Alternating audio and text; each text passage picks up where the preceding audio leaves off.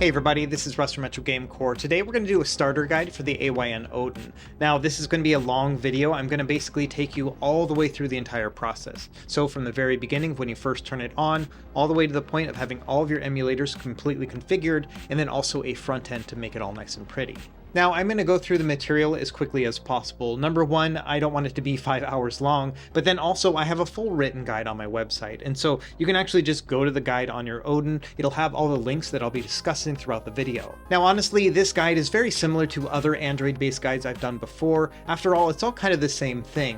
However, the Odin 2 is so powerful that we're going to kind of focus on that. And so instead of having to do things like tips and tricks as what app's going to work better for what performance, we don't have to deal with that stuff. We can go directly to the best app available for the Odin 2, so that's what we'll focus on here. And so I imagine going forward, if you're watching this later on, if you have a high-powered Android device or a phone, this guide is going to work just fine as well. We've got a lot of ground to cover here, but I hope it's going to be super helpful. Without any further delay, let's go ahead and dive in.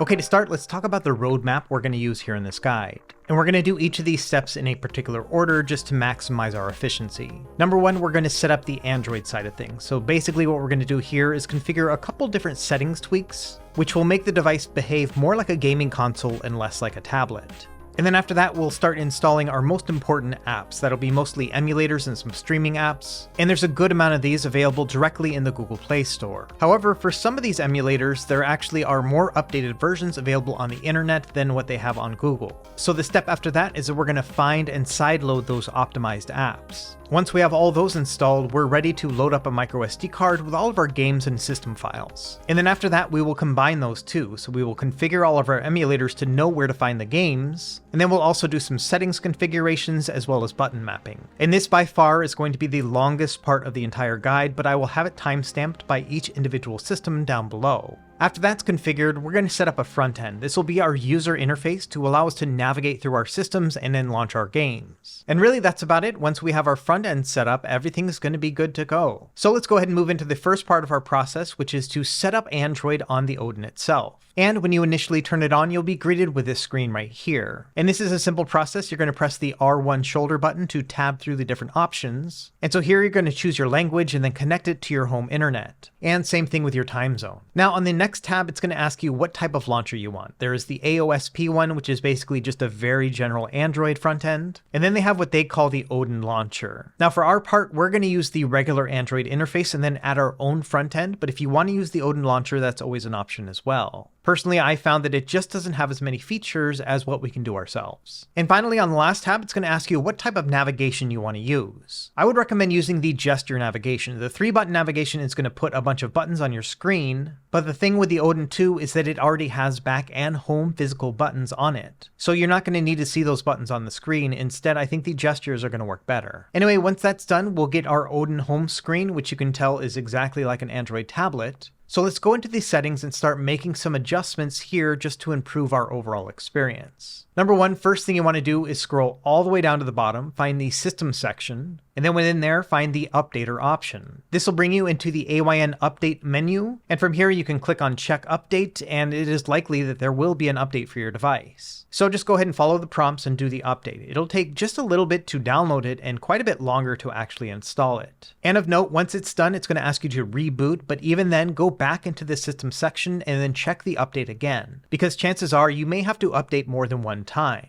And you know you're going to be good when it says that there are no more updates for the device. Now that we're fully updated, let's go back into the settings options, and we'll run down some of my most favorite tweaks. Number one, I would like to go into notifications, and then turn on Do Not Disturb. This is helpful because some of these emulators will want to give you a notification, and it's really annoying when you're trying to use it as a gaming console. From there, I like to scroll down into the display section, and you can see under screen timeout that after 1 minute of activity, it's going to put your device to sleep. And that might be great for a phone, but I don't think that's great for a gaming handheld. And so I like to turn this to the longest possible, which is going to be 30 minutes. Next, we're going to go down to the security section, and then under screen lock, you can see that by default, it is set to swipe. That means that if your device is in sleep, if you tap the power button, you have to swipe the screen again to actually get into the menu. And personally, I think that's just an extra step I don't want to do, so I'm going to set it to none. However, if you are more security minded, you could set up a PIN. It even has a fingerprint sensor on this device. And so if you'd like, you can actually set it up to unlock with your fingerprint instead. I'm going to keep things simple, but that's where you would go if you want. After that, we're going to scroll near the bottom and find the Odin settings section. And here there's going to be a bunch of tweaks specific for this device. For example, we can adjust the strength of the vibration motors, or we can also adjust the LED lights around the analog sticks and the sides of the device. Additionally, this is where you're going to go if you want to change your video output settings. You can see here I have mine set to 1080p at 60 Hz. Another really important one is going to be your controller style. This is where you can set it between an Xbox A, B, and XY pattern, or what they call Odin, which is going to be more similar to a Nintendo Switch where the A button is on the right. Personally, I think that most games are going to work best with the Xbox style, so we're going to go with that. Also bear in mind there's an option to disconnect the onboard controls. This will be handy if you're connecting it to a Bluetooth controller, that way you don't have a conflict. Another thing worth noting is the L2 and R2 mode. By default, it's going to be set up for an analog input, but you could set it to a digital or to have a combination of the two. And I found for the best compatibility, it's better to set it to both. After that, we can map the M1 and M2 back buttons. Just bear in mind that the only options you have here are going to be function buttons within Android. And I've never really found these helpful, so I've never set this up myself. Okay, a couple other things. Under the joystick calibration and gamepad test section, you have a bunch of different options. Here you can test your controls and then calibrate them if something's wrong. And then finally, at the very bottom of the Odin settings, we have the ability to go back into the setup wizard, and then you can also reset the device to factory settings. Okay, so that's it for the settings menu, but we have one other place that we can actually make adjustments, and that's going to be the top menu. We can slide down with our finger from the top, and you have a bunch of different quick options here. Let's start with the performance modes. Now we have 3 different options. Let me show you how this works. So say we're playing a game that is taxing the system a lot. For example, we're playing Super Mario Galaxy on the Nintendo Wii, but at a 3x or a 1080p resolution. And you can see that under the regular performance mode, it's not really getting full speed. The FPS is hovering around 40 frames per second, so this is 2/3 speed. So an easy way to fix this is to swipe down from the top while you're in the game, and then we can choose one of our 3 different performance mode options. And I'm going to set it all the way to the high performance for our example. Now going back to the game, it is now running at 60 frames per second, so we've just solved this issue. Of course, bear in mind that high performance mode will require more battery than the standard one. But even then, the battery life is so good on this that you can expect about 6 to 8 hours in high performance mode when playing something like Wii or PS2. Also up top are a couple options that are already available, for example the ability to adjust our LED lights, but then there's another unique one to adjust the fan. Personally, I like to set it to smart. That means the device will ramp up the fan speed when it needs it. Another option is this one on the bottom left called charging separation. And if you turn this on and then plug it in, what that means is it's not going to charge the battery, instead it's just going to power the device. And this will extend the overall life of your battery because it's not going to be charging and discharging all the time. Anyway, other than that, most of these are just going to be standard Android options, so I'm not going to go through each and every one of these. But there is one more I want to talk about called floating icon. So say we start up a game, and on the right side you can see that there's a white line kind of parallel with the side of the screen. This is what they're talking about when it comes to floating icon. And if we swipe from the right, it's going to bring up a bunch of quick menu options. And to be honest, many of these are tailored for Android gaming, and so they may not really apply.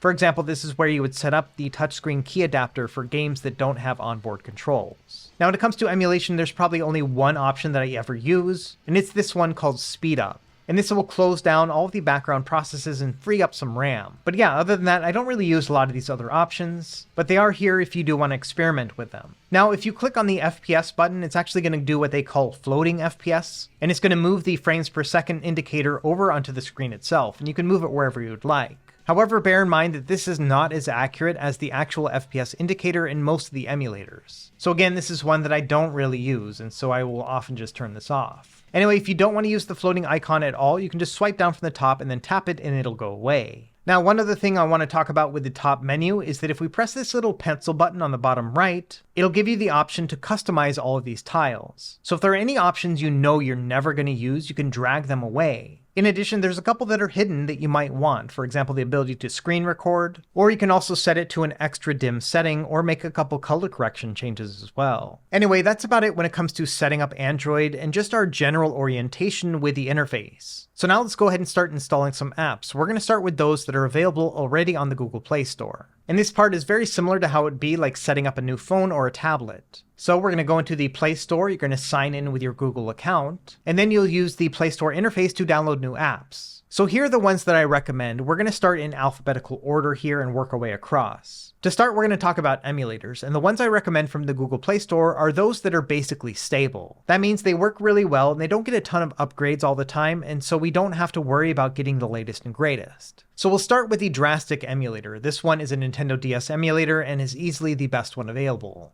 However, bear in mind it's not a free app, it actually costs $5. In fact, many of the apps I'm going to be recommending in this section are probably going to be paid. There are free versions of some of these, and so I'll make a note of that as well. Anyway, that's the first one I recommend. Next up is going to be DuckStation. This is a PS1 emulator, and this one works great and it's totally free, so no issue there. Up next we have the Mupen64 Plus FZ emulator, and this one plays Nintendo 64 games, and there's a free and pro version. And the free one does work fine, but it has ads. If you want to get rid of those ads and get a couple extra features, it'll cost you $3.99. Up next in our alphabetical list is going to be the PSP emulator called PPSSPP, and this one has a free and paid version. The paid one is called Gold. Now there is no feature difference between the two. The gold one is literally there just to help support the developer. And if you want to throw a few dollars his way, it's going to be $5. Also, one thing of note is that once you buy any of these apps, it's going to be associated with your Google account, and so any other future device that you use with that Google account will be able to download these for free. So these are all going to be a one-time purchase across Android writ large. Okay, up next we have Redream. This is a Dreamcast emulator. Now this one is also free, but it does have in-app purchases if you want to unlock some features. And this upgrade I do recommend because it will allow you to upscale your resolution. Anyway, the price to upgrade is going to be $5.99 within the app.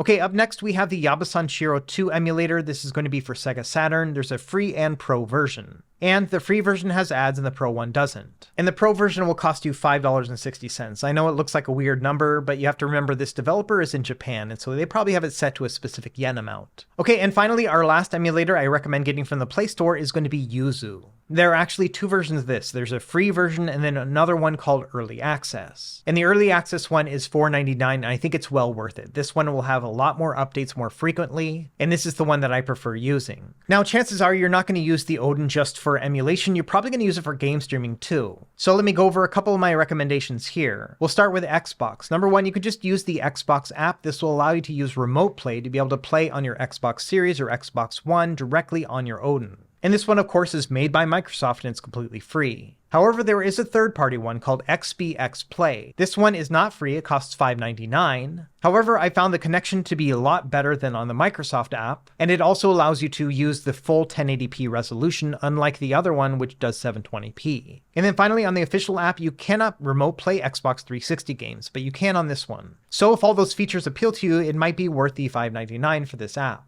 Now, if you don't have an Xbox, but you still want to play Xbox games, then I would recommend getting Xbox Game Pass. Now, Game Pass is a paid subscription, but it will allow you to stream games directly from the cloud. So this is a great way to play Xbox and PC games without having to own an Xbox or a PC. Next, we're going to talk about PlayStation Remote Play. Now, you cannot use the official app because it doesn't work with the controls on the Odin, but there are two different third-party apps available. The first one is called Chiaki. This one's a little bit clunky, but totally free. However, the setup process for this is not very intuitive, and so it can be a pain. Meanwhile, there's another third-party app that I like using called PS Play. This is from the same maker of the XBX Play app that we were just looking at. Now, this one is also paid, it's $5.99, but the setup process is super simple, and it'll use the controls on the Odin. So this is the one that I actually use myself. Okay, next let's talk about streaming games from your PC, and you've got a couple options here. The first is going to be Steam Link, so if you have any computer that's running Steam, you'll be able to log into it and then stream from that one. Another option that's pretty good is called Parsec. This will install an app on your computer, and then you can basically remote into your computer to play games or do other things. Another PC streaming app is going to be Moonlight. This one works great as well. And then finally, we have NVIDIA's GeForce Now cloud gaming app.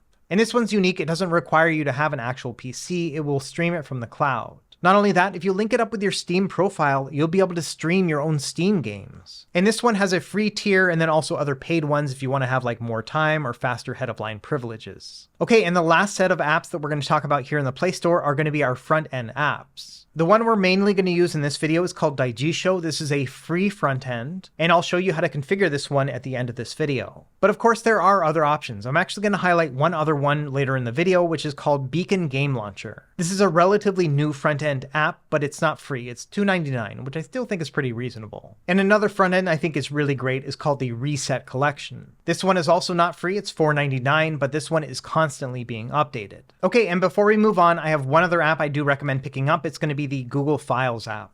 Now, there are many different file manager apps within the Play Store, but we're just going to use this one specifically because we need to unzip some files. If you have something you prefer over this one, then grab that one instead. Okay, that's it when it comes to the Play Store apps. Now we're going to talk about apps that we need to load up ourselves. And we're going to do this by a process called sideloading. That sounds scary, but it literally just means to download the app and then install it yourself. So to start, we're going to open up the Chrome browser, and to make things simple, if you just go to retrogamecore.com and click on my Odin guide, if you go into the table of contents, there's a recommended emulator section, and then if you scroll down a bit, there's going to be a list of apps that are not available on the Play Store. And so these will be direct links to the emulator apps to download them. And bear in mind, you can go directly on your Odin to this website and then pick them up there. So let's go ahead and go down the line here. We're going to start with RetroArch. For this one, you want to go to the download section and then scroll all the way down until we find the section that is called Nightly Builds. From there, it'll take us to this page, and under the Nightly section, we want to click on Android, and then we want to scroll down to the second to last option. It's going to be called RetroArch Arch64.apk. Once you find that, go ahead and tap on it, and it'll start the download process.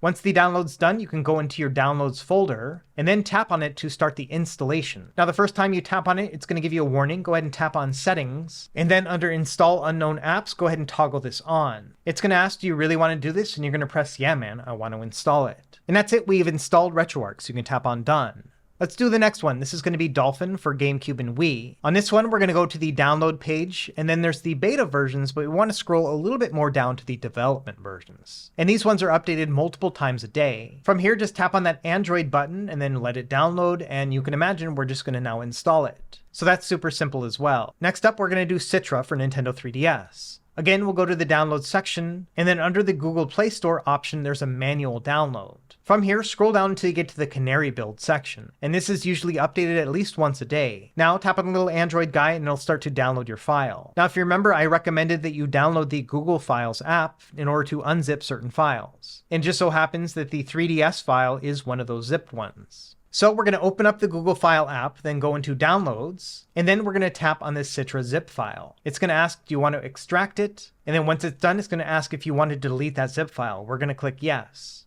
Now when we try to install it from the Google Files app, it's going to give those same permission requirements. So just go ahead and go through here and click, yeah man, I want to do it.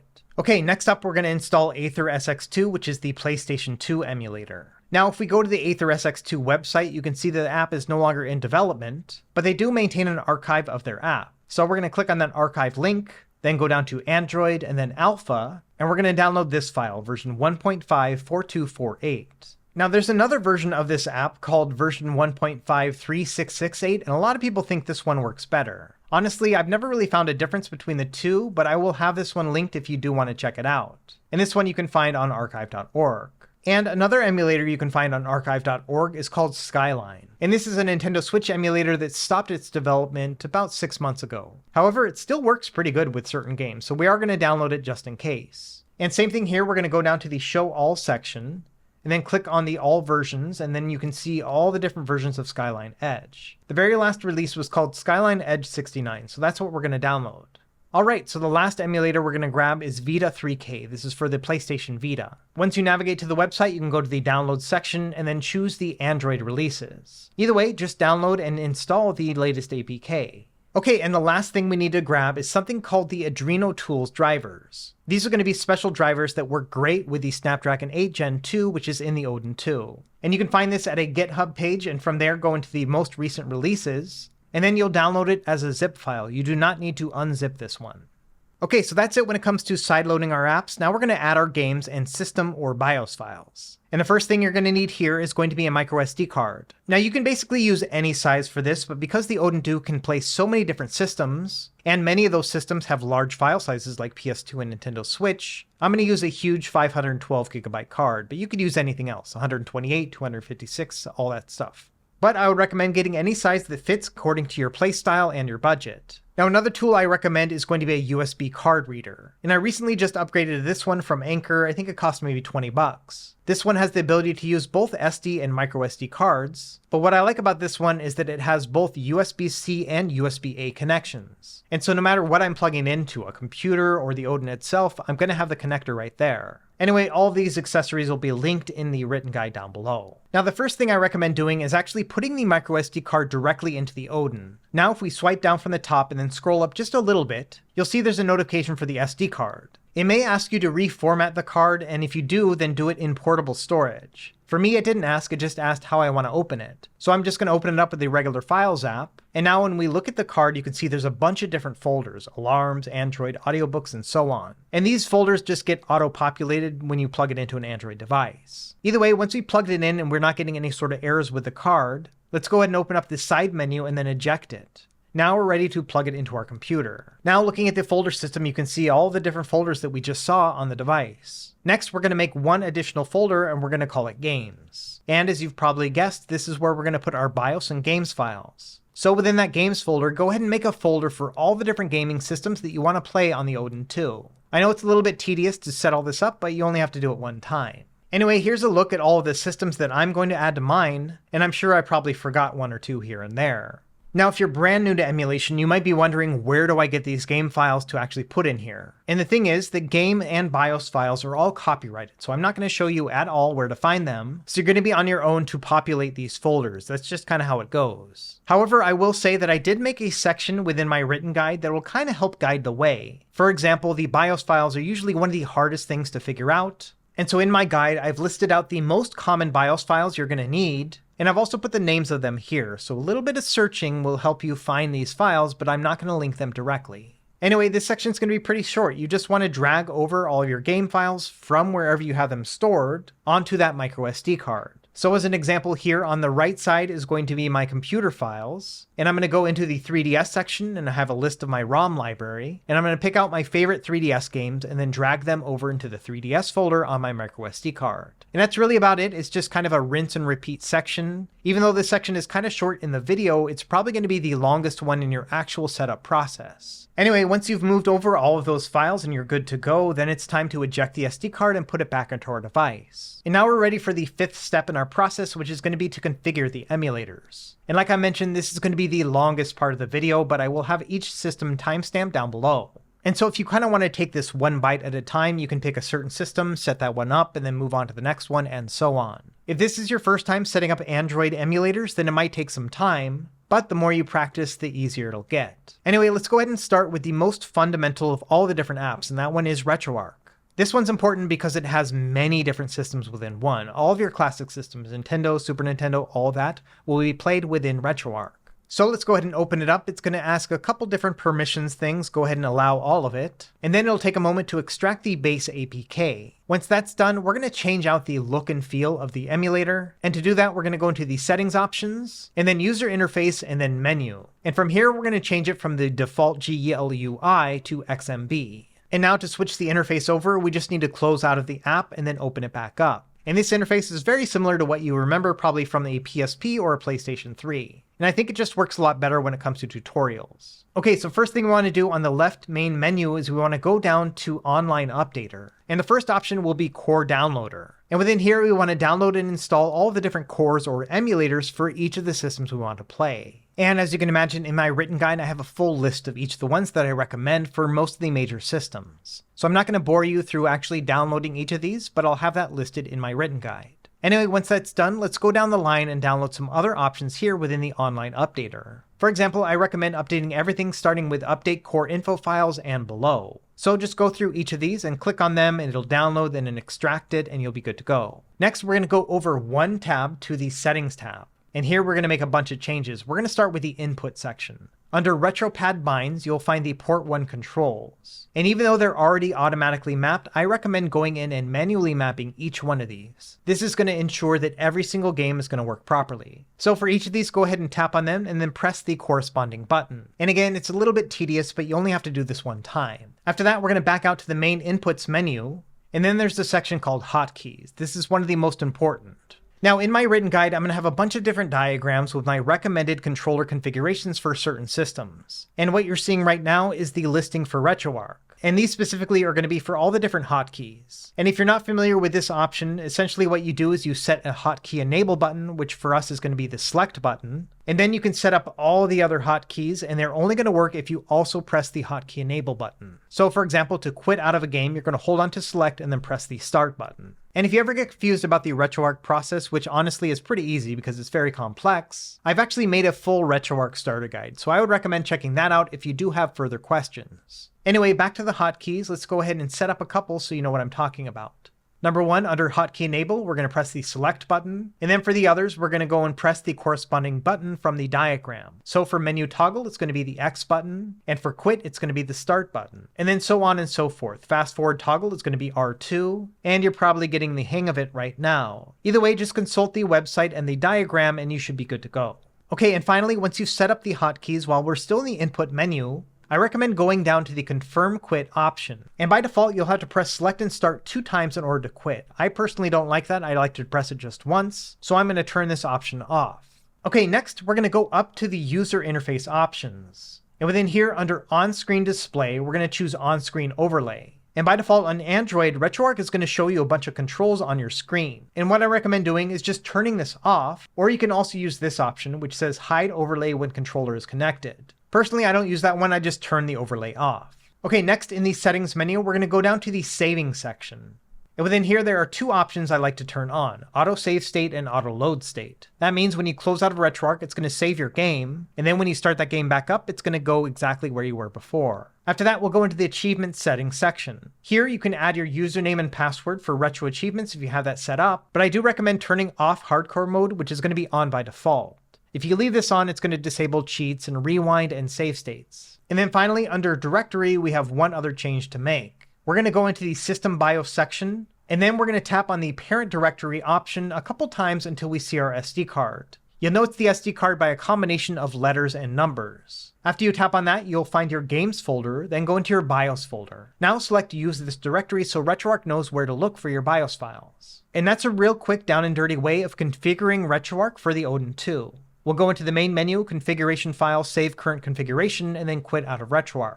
Alright, after RetroArch, it's all downhill from here. Everything else is a lot more intuitive. However, there are a lot of apps that we need to configure, and so we're going to do these one by one. And like I mentioned, these are all going to be timestamped, so if you need to come back to these later, it's going to be pretty easy. So let's go ahead and start with the DuckStation PS1 emulator.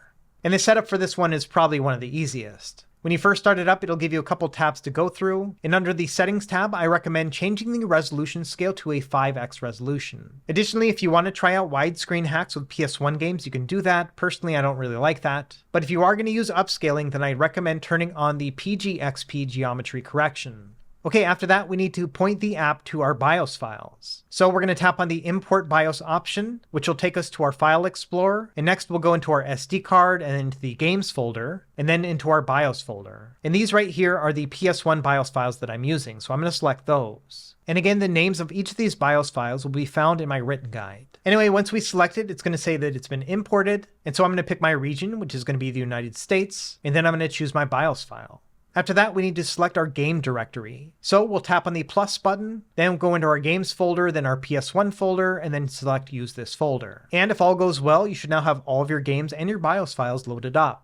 The last thing we need to do is set up our controller profile. So we're going to go into the side menu into controller settings, and then under port 1, we're going to select perform automatic mapping. From there, you can find our Odin controller. It's going to say Xbox wireless controller if you set it up for an Xbox button layout. So that's what I'm going to select here. And that's it. It'll map all the main buttons already for you. However, there are also some hotkeys you can set up within DuckStation. And just like with RetroArch, I've set up a diagram for this. And thankfully, the PS1 and PS2 emulators, we use the same kind of format, so we have the exact same diagram. And it's very similar to RetroArch. We're going to have our hotkey enable button as select, and then all the other hotkey combinations. So let me give you an example. Under toggle fast forward, I'm going to tap on it, and then I'm going to press select and R2. And it's as simple as that. You can just go through the other hotkeys and set them as you wish. For example, with the open pause menu, I like to do select and the X button, but also bear in mind that the back button will do the same thing. Okay, and finally, the last thing within the controller settings is to go into the touchscreen tab. Within here, you'll find an option that says Auto Hide Touchscreen Controller. Go ahead and turn that one on, and then you won't see those on-screen controls when you start up a game.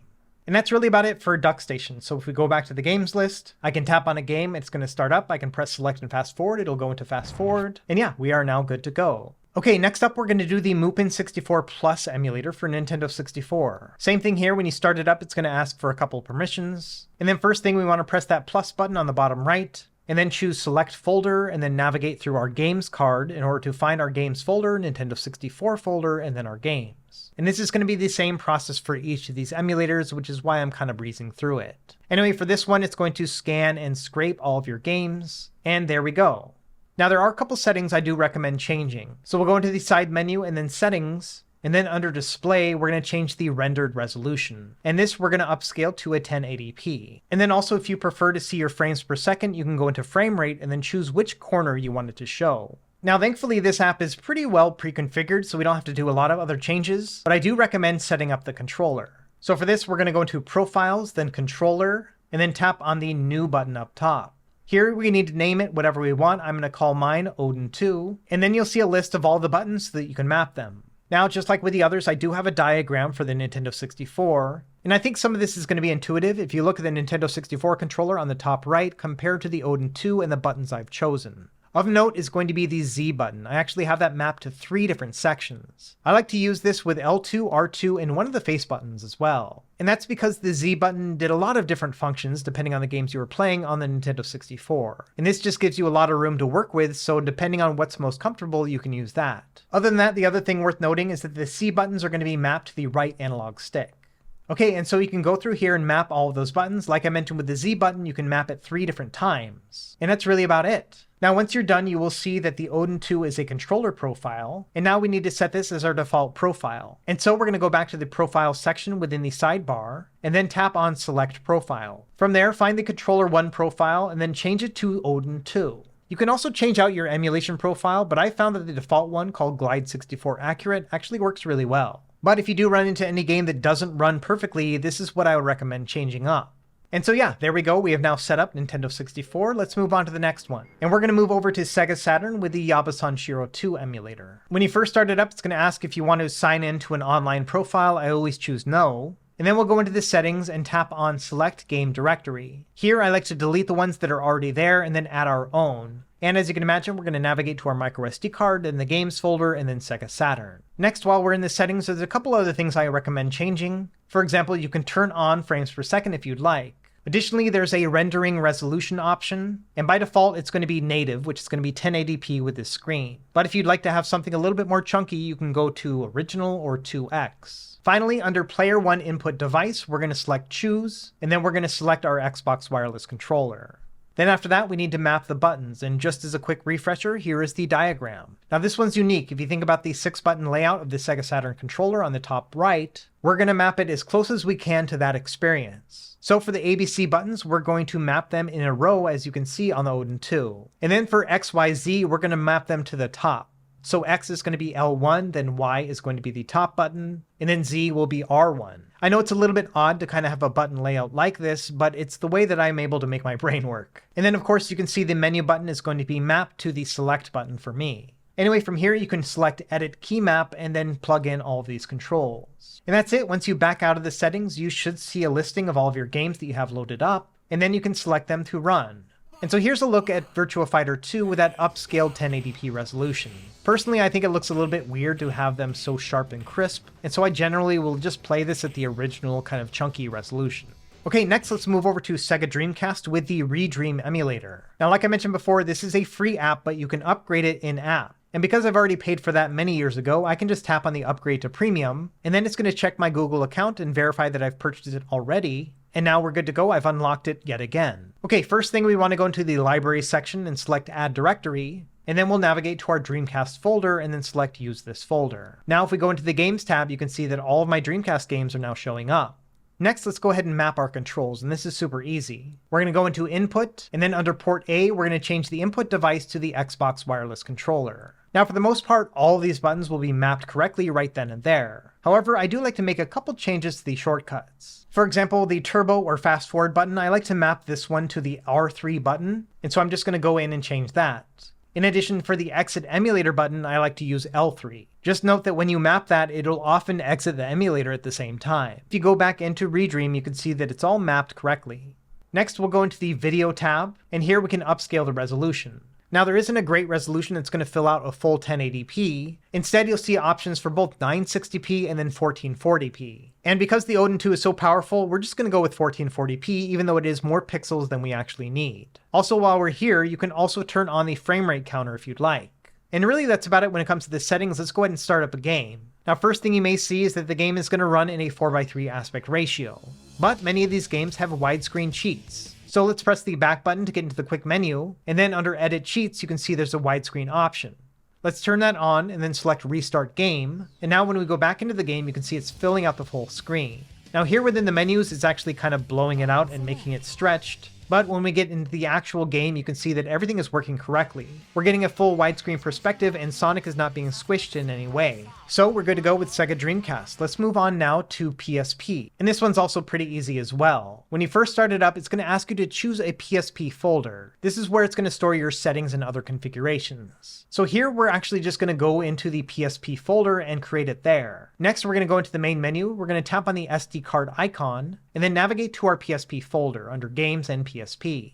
Once you're there, click on the plus button so that it turns into a minus. That means that anytime you open up PSP in the future, it's going to go directly to this folder. Next, let's go into these settings, and there's only a couple things we need to change. Number one is rendering resolution. By default, it's going to be 2x, but this thing is so powerful, we can do a 4x or 1080p resolution with no problem. After that, we can scroll all the way down to the bottom, and if you want to see your frames per second and speed, you can choose them here. After that, there's only one other settings to change. We're going to go into controls, and then we want to uncheck the option that says on-screen touch controls. And that's it, we are good to go. We have now set up PSP correctly. Let's stick with the theme of handhelds and also Sony, so let's do the Sony Vita emulator. And this one is definitely a little bit wonky. To start, we need to pick our language, then it's going to ask us to install the PS Vita firmware. Thankfully, you can just grab these off the internet and they've made it very easy. So if we tap on the download firmware option, it'll actually take us directly to the Sony firmware page. Scroll down until you find the download update option, and then long press on it until you get the submenu. Here you want to select download link. It's going to give you a warning about not being able to download it securely, but just go ahead and press keep and you're good to go.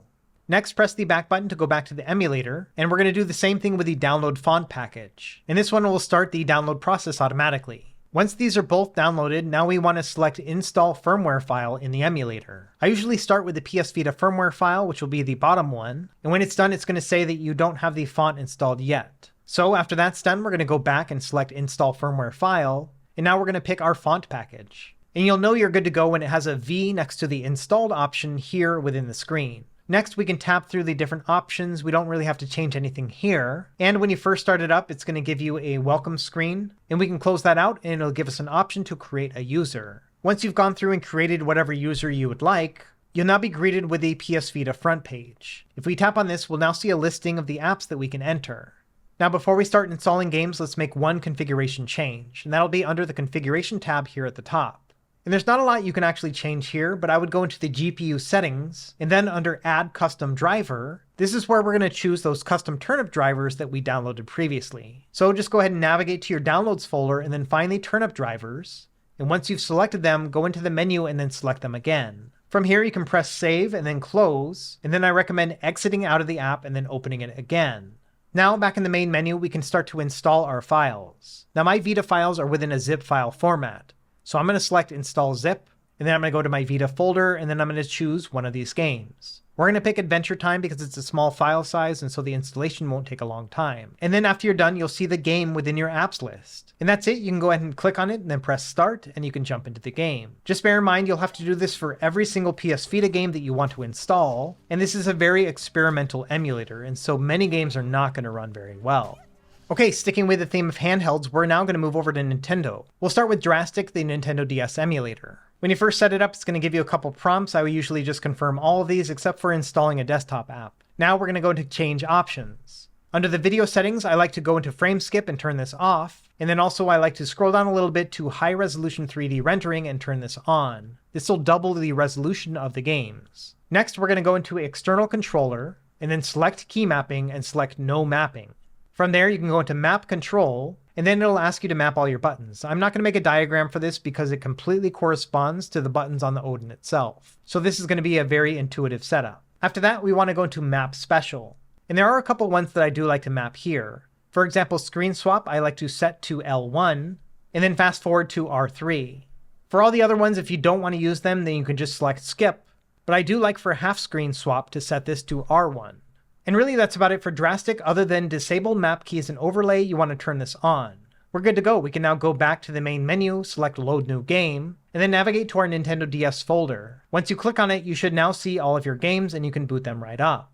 Okay, next we're going to do Citra, which is the Nintendo 3DS emulator. When you first start it up, you're going to get a bunch of prompts. Just go ahead and agree to all of these. And then it's going to ask to select your user folder. And this is like the PSP emulator where it's going to ask you where you want to put your user data. And we're going to do the same thing here. We're going to go into our 3DS folder and then make it that one. After that, it's going to ask where are all of your games. And so next, you just want to navigate back to that 3DS folder. And there you are. You should be good to go with all of your 3DS games. So now let's go into the options and make a couple different changes. The first is going to be the gamepad. You need to map all these different buttons. And these correspond directly to the Odin gamepad, so it's very simple setup. Next, we'll go into the graphics section. And Citra is capable of using either OpenGL or Vulkan, but I found that OpenGL will usually give me the best graphics, so I usually will stick with that. So within here, all I usually will change is the asynchronous shader compilation, turning that on, and then I like to adjust my internal resolution. You can go all the way up to a 10x resolution, but I found somewhere between 3 and 4 will usually be the best. Okay, after that, we want to scroll down until we find the GPU Driver Manager, and this one will allow us to install those same turnip drivers. So click on that, and then on the bottom right, there's an option to install. From there, navigate to your downloads folder in the turnip zip file,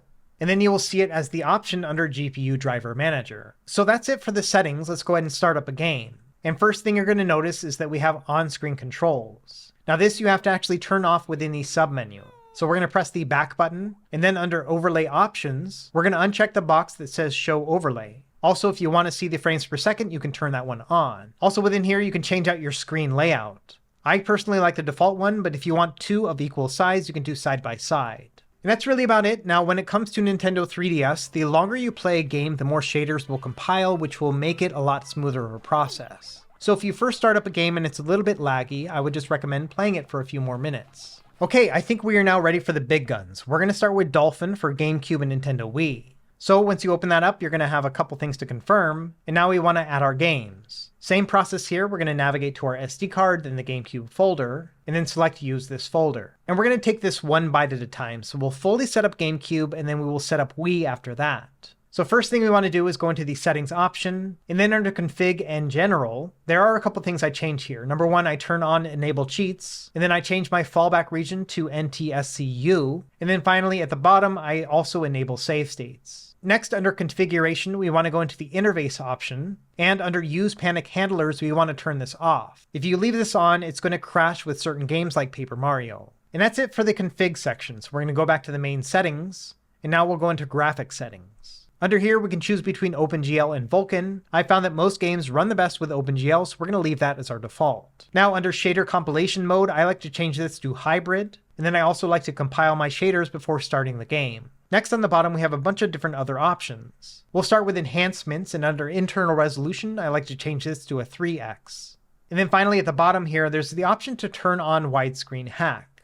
Now in general, I like to leave this one off by default. We'll talk more about this in a moment. So let's go back into the graphics settings and go into hacks. And there's one option here that I do like to turn on, and it's this one here called VBI Skip. Essentially what this means is if you have any slowdown, it's not going to slow down the audio. And depending on the game, it might get a little bit weird, but it also won't give you any audio crackling, which I always hate. Next, under graphics settings, we can go into statistics. And then if you'd like, you can turn on some on-screen notifications like frames per second. And finally, at the bottom, there's a GPU driver option. And this is just like the other ones where we can install those turnip drivers. So we're going to click on it, select Install Driver, and then choose our turnip driver, and that's it, we're good to go. Let's go back into the main settings section and go into GameCube Input. And this is where we're going to map our controls, and it can get pretty complicated right here. To start, we'll go into GameCube Controller 1 and press the cog wheel, and then under Device, make sure that it's set for the Xbox Wireless Controller. Now you can scroll down and you'll see all the different buttons that you need to map.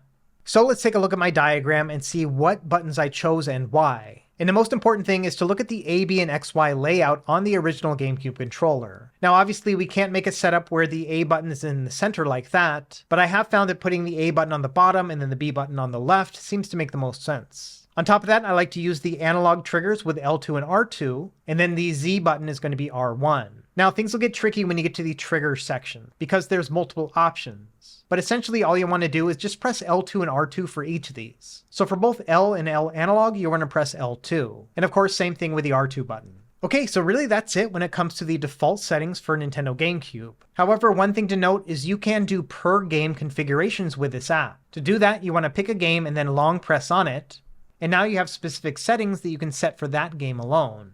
For example, if there's a game that runs better with Vulkan than OpenGL, this is where you would change it. Now let's go ahead and start up a game, and you can see there are onboard controls, so let's turn those off. We're going to press the back button to get into the side menu, and then we'll scroll down to Overlay Controls. Here, choose Toggle Controls, and then on the bottom, choose Toggle All. That's going to turn all of them off.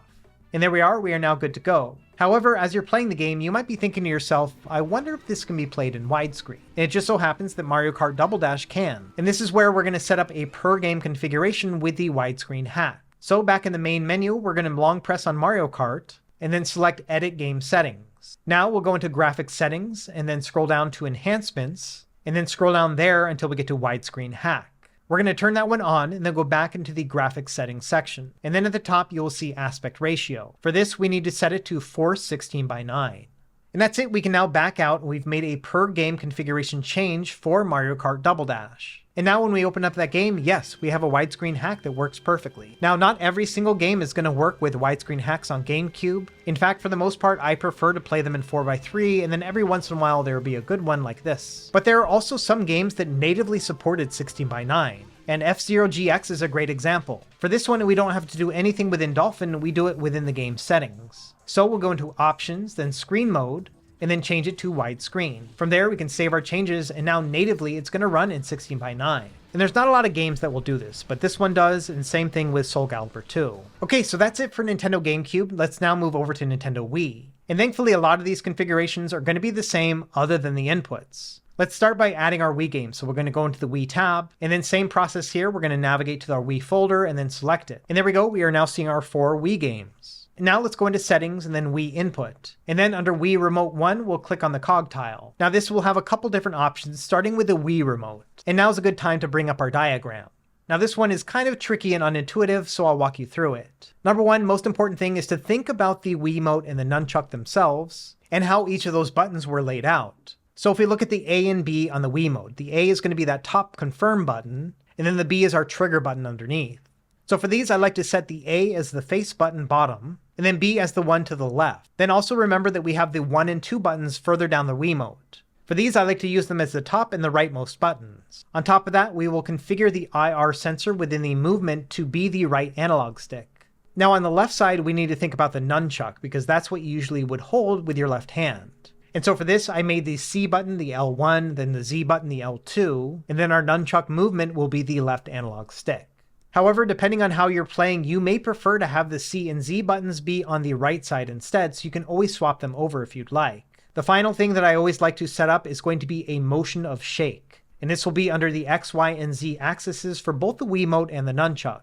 And these I usually will map to the R1 button. So what this means, if I press R1 while playing a Wii game, it's going to simulate that I'm shaking the Wiimote and the nunchuck at the same time. And this is important in certain games like New Super Mario Bros. U, as well as Donkey Kong Country Returns. So first thing you want to do under the Wiimote section is you want to set all of those buttons that we just talked about. And then also under Motion Simulation, this is where you're going to set the analog stick as well as those shake buttons with R1. After that, we'll go into the Extension section, which is already going to be set up for nunchuck.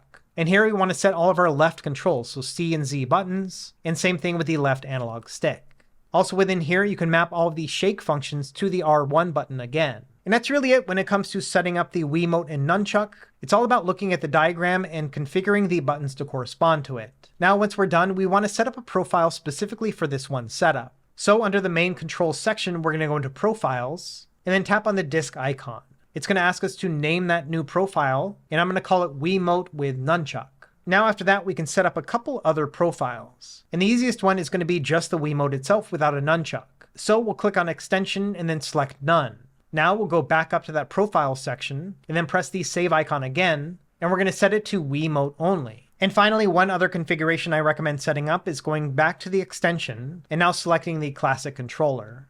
Now this one had a very standard layout, so I don't have a diagram for it, but the buttons here are going to correspond to the Odin 2, so it's pretty simple. And again, we want to save this as its own profile. We're going to click on the save icon and then name it Classic Controller. And there we go. We now have all of our inputs set up. And so depending on the game that we're using, we can choose the controller profile that matches it. So for example, with Super Paper Mario, this one only used the Wiimote. So we're going to long press on the game, select Edit Game Settings, and then go under Wii Input, Wii Remote, and then we can choose our profile. And we're going to do Wiimote only. And that's it. You just kind of rinse and repeat for each of the Wii games, and that's how you set up those controls. All right, next up, we're going to go into Aether SX2 for PlayStation 2 emulation. And the settings is going to be very similar to how it was when we set up DuckStation. On that front page, we want to keep it at optimal or safe defaults. And then under GPU renderer, I prefer to keep this under OpenGL. Next, under upscale multiplier, I like to set this to 2.5, which is going to be just a little bit more than 1080p. On the next page, it's going to ask you to import the BIOS file. Again, we're going to click on that, go and navigate to our BIOS folder, and then choose our PS2 BIOS. It's going to be the largest file among the ones that I recommend. It's going to have a .bin file extension. So you can click on that, it's going to find it, and then you can choose that as your BIOS. Next, we'll select our game directory, again navigate to the card in the PS2 folder, and that's it. The setup is complete. It's going to scan the folder and then pick all of your games. And like I mentioned, it's going to be very similar to DuckStation.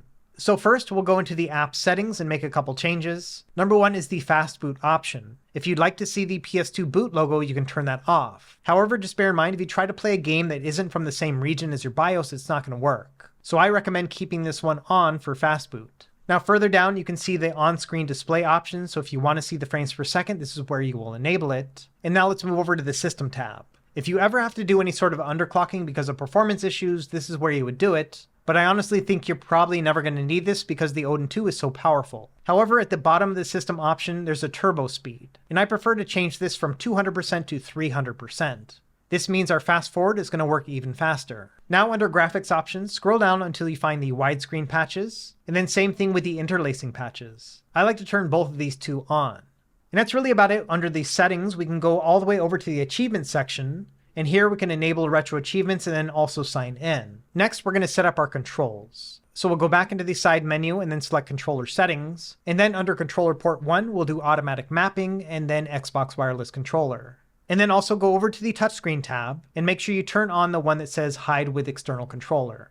Finally, on the far right, you will have our hotkeys option. And this is going to be very similar to how we just explained it with DuckStation. Here's the diagram. So we'll use select as our hotkey enable, and then we'll press all the other corresponding buttons depending on what we're trying to do. And that's about it. We can now start it up, and as you can see, we're playing Burnout Revenge in a widescreen 2.5x resolution, and it's also using no interlacing patches, which makes everything look nice and sharp.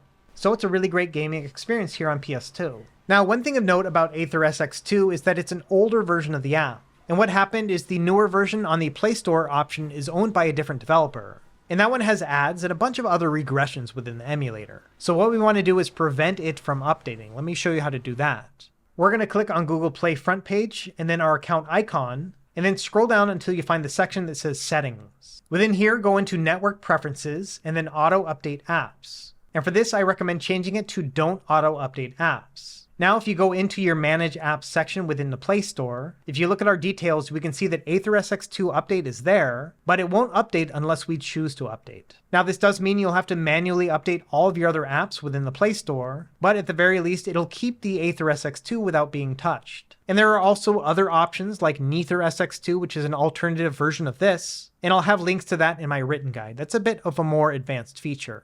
Okay, we're almost done. We are at the finish line. One more emulator to finish, that's going to be Yuzu. This is going to be our Nintendo Switch emulator. When you open this up, you're going to have a bunch of notification things that you need to accept. And to be honest, this is very similar to the Citra emulator setup process, so it's kind of intuitive. When you get to the keys section, it's going to ask you for your prod.keys file. Again, this is copyrighted, but I have mine within my BIOS folder. So I'm going to navigate to there and then choose it. Next, it's going to ask where your games are stored. So you're going to go to Add Games and then navigate to your Switch folder.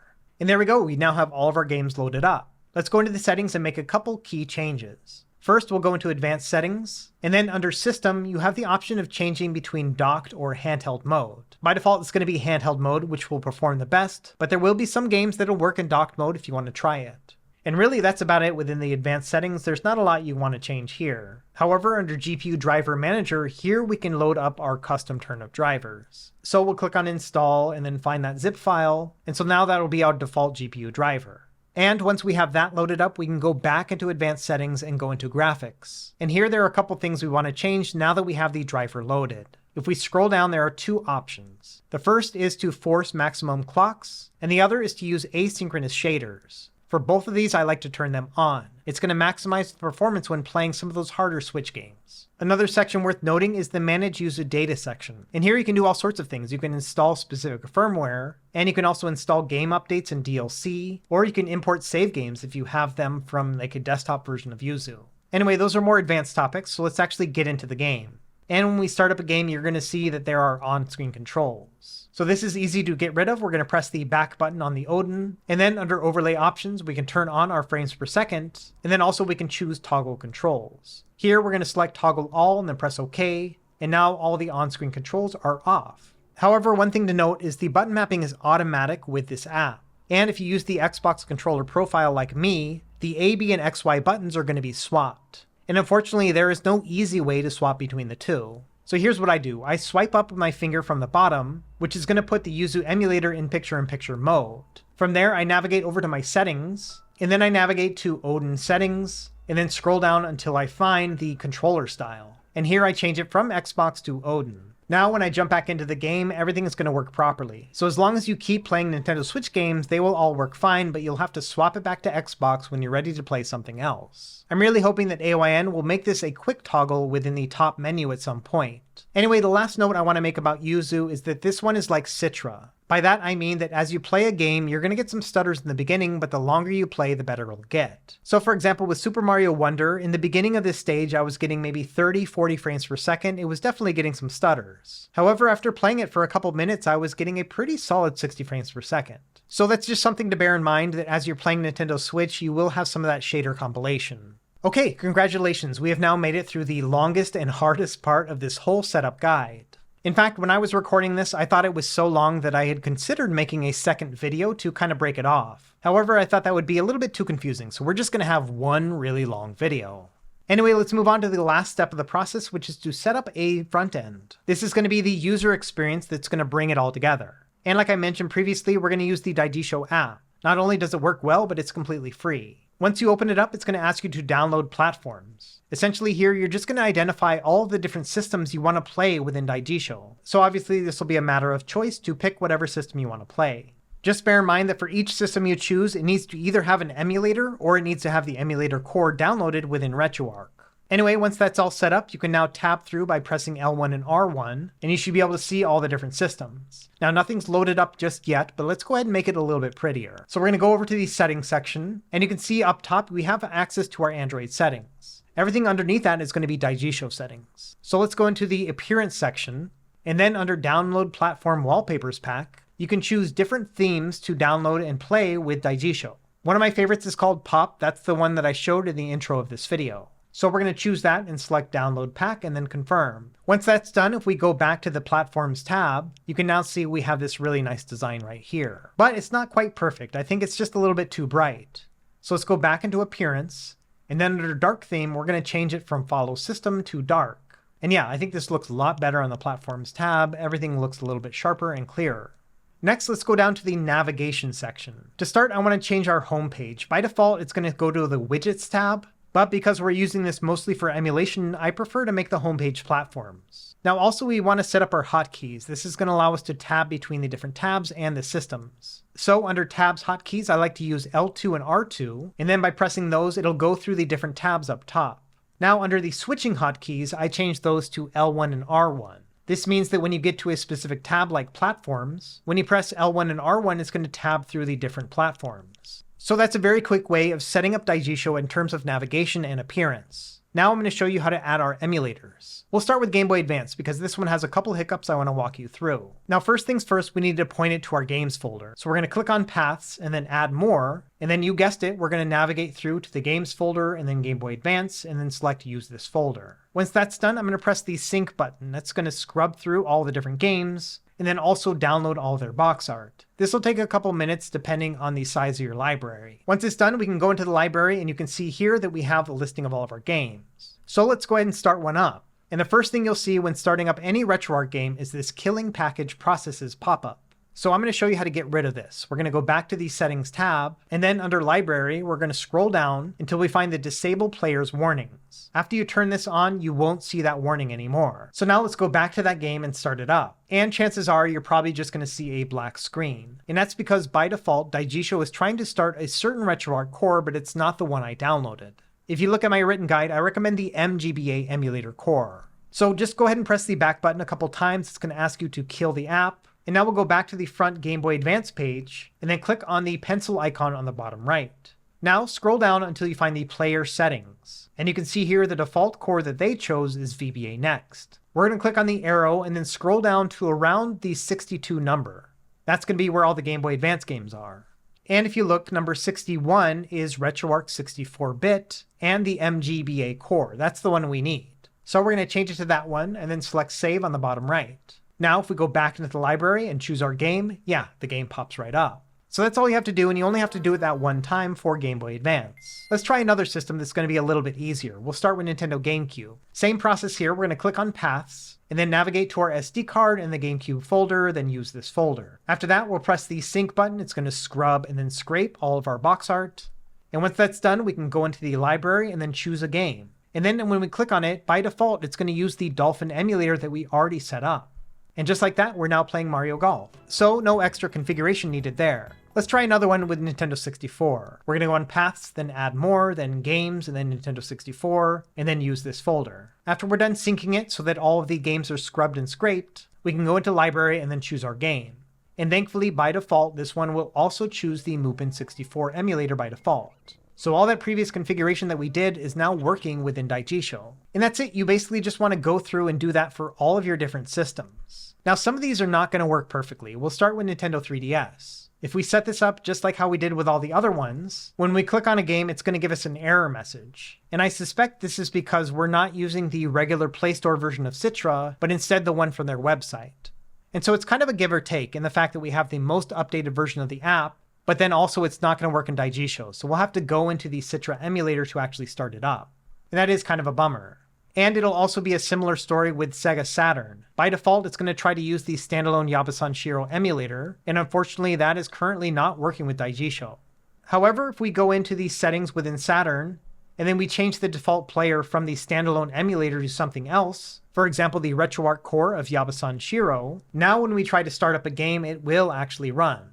So it'll be up to you which emulator you want to use in this kind of situation. Anyway, that's really about it when it comes to setting up Daijisho. It's just kind of a tedious process in that you have to do it for every single system one at a time. But once you have it all synced up, it's a pretty nice user interface. Now the next thing, you may be wanting this to be your home screen so that when you start up the device, it goes right into Daijisho. So let me show you how to do that. We're going to go into the Settings tab and then open up the Android settings. Now we'll select Search Settings and type in the word Home. You'll see an option for Default Home App. We're going to change that to Daijisho. And that's it. From now on, anytime you start up the game, it's going to default to going to Daijisho as your homepage. And there's a lot of great things with Daijisho that I'm not going to talk about in this video, but I have a whole dedicated video about it. And of course, it'll be linked in my written guide down below. And finally, I did want to show off one other front-end option if you want to try something else. And for this, we're going to use the Beacon Game Launcher. This is a relatively new app, but I think it shows a lot of promise. Just bear in mind, this one is not free. It is $3. Anyway, once it's installed, this is what the front screen is going to look like. And here you're going to configure these platforms one at a time. And this is actually pretty intuitive. So you pick your platform first. We're going to do 3DS. Then you want to choose your app. For this one, we're going to use Citra. And then it's going to ask for our ROMs folder. So again, we'll navigate to our games card, find 3DS, and there. Next, it's going to ask what kind of aspect ratio you want for the box art. And it's pretty good at choosing the right one by default. And that's it. You can now press Add Platform. It's going to look in that folder and then find your games and then load them up. And you just want to rinse and repeat that for all the other systems. systems. Now there are a couple nice things about this. For example, you can set up a dark mode, but then also you can change the order of your platforms. This is something you cannot do in Daijisho. And it's a simple drag and drop to move these around. Now I'm not going to bore you with the entire setup all over again, but this is what it looks like after about 5 or 6 minutes of tinkering to set up all my systems. So it is very easy to set up the first time around.